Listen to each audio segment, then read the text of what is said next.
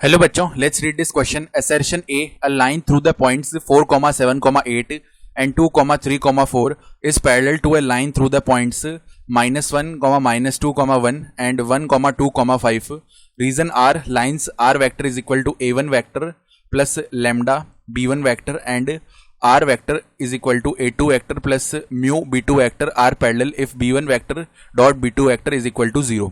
तो यहाँ पे हमें चारों ऑप्शंस में से सही ऑप्शन बताना है कौन सा होगा. स्टार्ट कर लेते हैं की कॉन्सेप्ट से. की कॉन्सेप्ट देखो क्या हो जाएगा. हम जानते हैं if two vectors A1 vector and A2 vector are perpendicular. अगर दो वेक्टर आपस में क्या है, परपेंडिकुलर हैं, तो उनका जो डॉट प्रोडक्ट है ना, यानी A1 vector dot A2 vector, ये हमेशा 0 के इक्वल आ जाता है. ठीक है. तो अब देखो यहाँ पे पहले हम चलते हैं एसरेशन ए की तरफ. उसमें बोला गया है पहली जो लाइन है वो किस किस पॉइंट से जा रही है. देखो इस तरीके की लाइन है ये. ठीक है. ये पास कर रही है 4, 7, 8 4, 7, 8 और दूसरा पॉइंट है कौन सा पॉइंट, 2, 3, 4 2, 3, 4. तो अब इस लाइन पे एक पॉइंट तो हमें पता ही है और साथ ही साथ इसका पैरेलल वेक्टर भी हम लिख सकते हैं.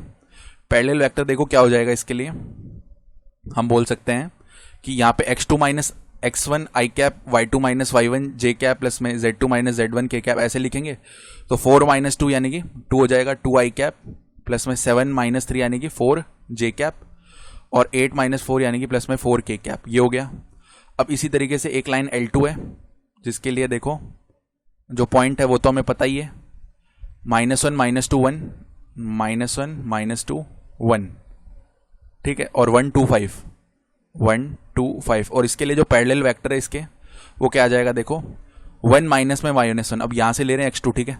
1 माइनस में -1 यानी कि 2 i कैप हो गया प्लस में 2 माइनस में -2 यानी कि 4 j कैप हो गया प्लस में 5 माइनस 1 यानी कि 4 k कैप हो गया. यानी इन दोनों लाइंस के लिए जो पैरेलल वेक्टर्स हैं वो सेम ही हैं. तो जब सेम ही इनके लिए पैरेलल वेक्टर्स हैं तो हम क्या बोल सकते हैं कि ये दोनों लाइंस आपस में पैरेलल ही होंगी ना, क्योंकि इनके पैरेलल वेक्टर्स ही सेम आ रहे हैं. ठीक है. तो ऐसा करने पे हम क्या बोल सकते हैं कि एसर्शन ए तो करेक्ट हो गया. इसमें यही तो बोला गया था कि इस parallel to a line through the points, इन दोनों पॉइंट्स से. ठीक है.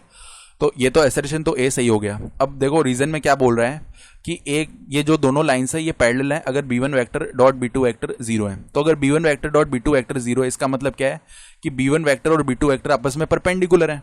अब देखो पहली लाइन ऐसे हो गई, इसके लिए b1 वेक्टर तो पैरेलल वेक्टर होगा और दूसरी लाइन ऐसे हो गई, b2 वेक्टर पैरेलल वेक्टर होगा. ठीक है. अब ये आपस में अगर पैरेलल हैं तो क्या b1 vector dot b2 vector 0 होना चाहिए. ये तो बिल्कुल ही गलत हो गया, क्योंकि अगर b1 वेक्टर b2 वेक्टर 0 है तो ये ऐसे परपेंडिकुलर होंगे दोनों वेक्टर्स. लेकिन पैरेलल होने के लिए जरूरी है कि ये आपस में ऐसे पैरेलल आ रहे हों, यानी कि रीजन आर गलत हो गया है. ठीक है. तो हम बोल सकते हैं एसरेशन ए तो सही है और रीजन आर फॉल्स है, तो ऑप्शन सी सही हो गया. I hope you understood this explanation. Best of luck.